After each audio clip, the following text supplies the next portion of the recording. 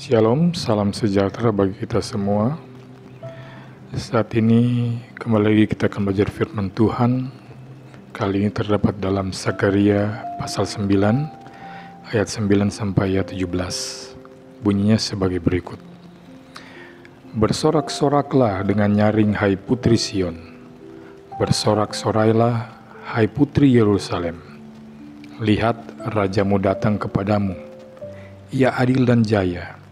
Ia lemah lembut dan mengendarai seekor keledai beban yang mudah. Ia akan melenyapkan kereta-kereta dari Efraim dan kuda-kuda dari Yerusalem. Busur perang akan dilenyapkan dan ia akan memberitakan damai kepada bangsa-bangsa. Wilayah kekuasaannya akan terbentang dari laut sampai ke laut dan dari sungai Efrat sampai ke ujung-ujung bumi. Mengenai engkau, oleh karena darah perjanjianku dengan engkau, aku akan melepaskan orang-orang tahananmu dari lubang yang tidak berair. Kembalilah ke kota bentengmu, hai orang tahanan yang penuh harapan. Pada hari ini juga aku memberitahukan, aku akan memberi ganti kepadamu 2 kali lipat. Sebab aku melentur Yehuda bagiku, busurku isi dengan Efraim, dan aku mengayunkan anak-anakmu, hai Sion, terhadap anak-anakmu, hai Yunani, dan aku akan memakai engkau seperti pedang seorang pahlawan. Tuhan akan menampakkan diri kepada mereka, dan anak-anak panahnya akan melayang keluar seperti kilat. Dan Tuhan Allah akan meniup sangkakala dan akan berjalan maju dalam angin badai dari selatan. Tuhan semesta alam akan melindungi mereka, dan mereka akan menghabisi dan menginjak-injak pengumban-pengumban. Mereka akan minum darah seperti minum anggur dan menjadi penuh seperti bokor penyiraman, seperti penjuru-penjuru mesbah. Tuhan Allah mereka akan menyelamatkan mereka pada hari itu, seperti kawanan domba umatnya itu. Sungguh, mereka seperti permata-permata mahkota yang berkilap-kilap. Demikianlah mereka di tanah Tuhan. Sungguh, alangkah baginya itu dan alangkah indahnya. Teruna bertumbuh pesat karena gandum dan anak darah karena anggur.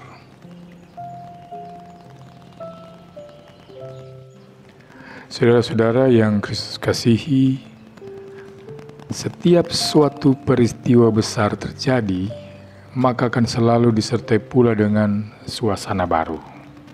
Seperti dalam perenungan kita saat ini, waktu umat Israel baru saja mengalami peristiwa besar, yaitu mereka telah kembali dari pembuangan. Merdeka dari pembuangan bukanlah yang dihadiahkan oleh penjajah, melainkan atas kesadaran bahwa mereka adalah umat yang dipilih Tuhan. Sekembalinya umat Tuhan dari pembuangan disebut sebagai masa transisi.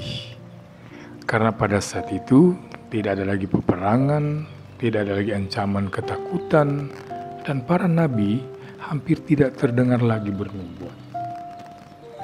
Zakaria adalah seorang nabi dan imam.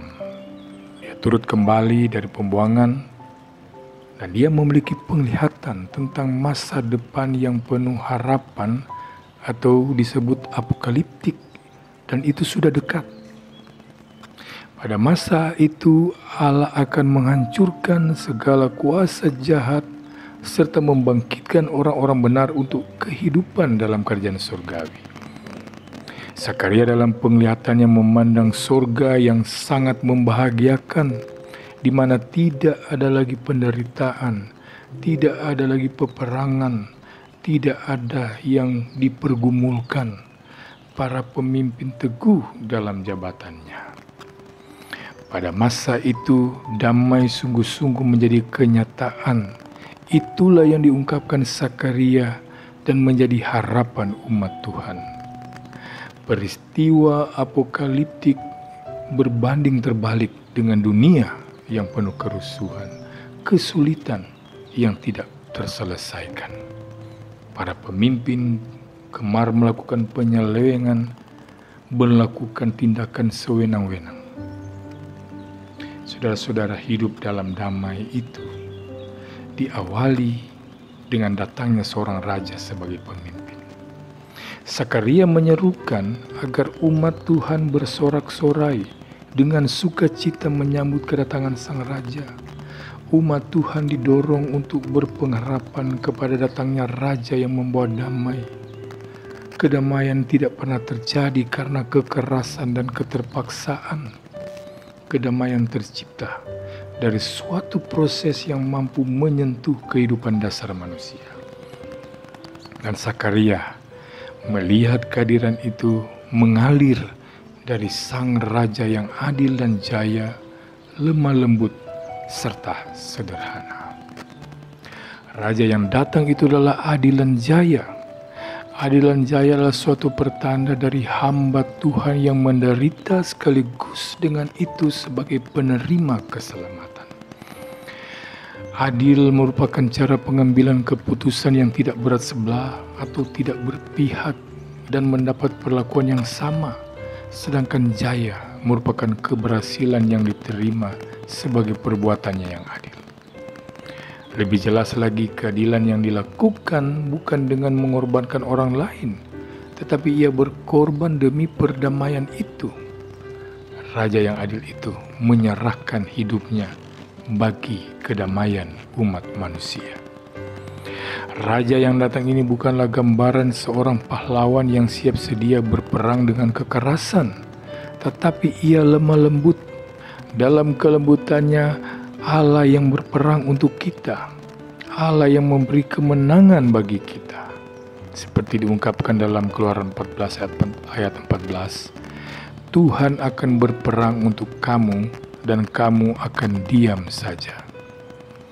Saat kedatangan raja itu, kuasa militer tidak ada lagi, sebab senjata perang telah lenyap.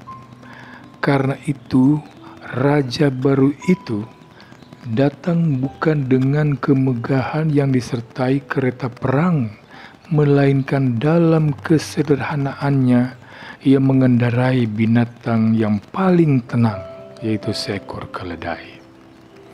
Kesederhanaannya itu menjadi lambang perdamaian yang dibawanya bagi Yerusalem dan bangsa-bangsa.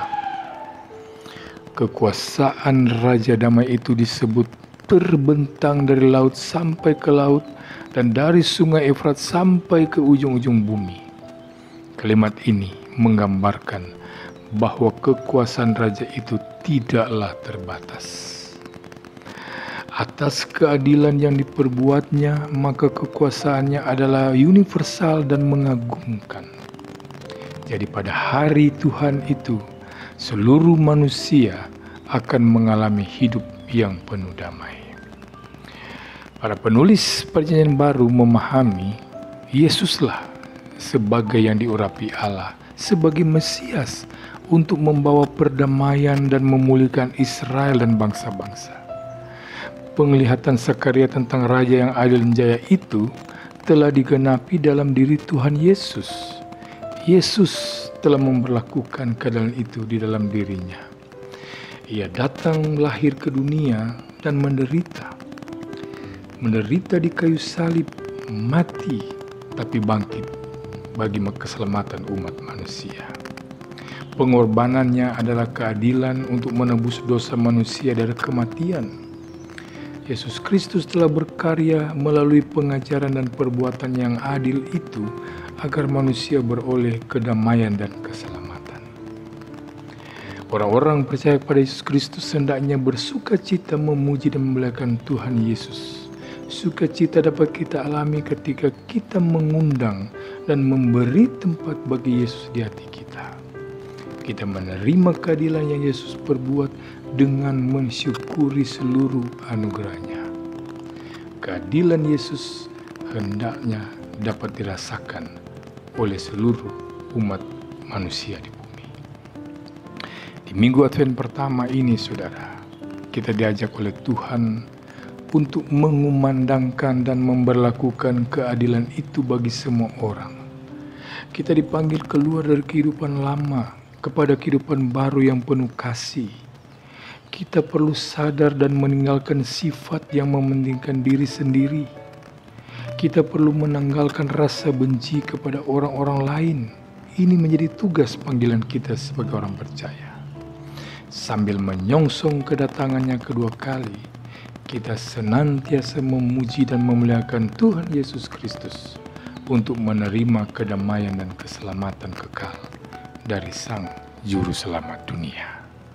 Tuhan Yesus memberkati kita semua. Amin.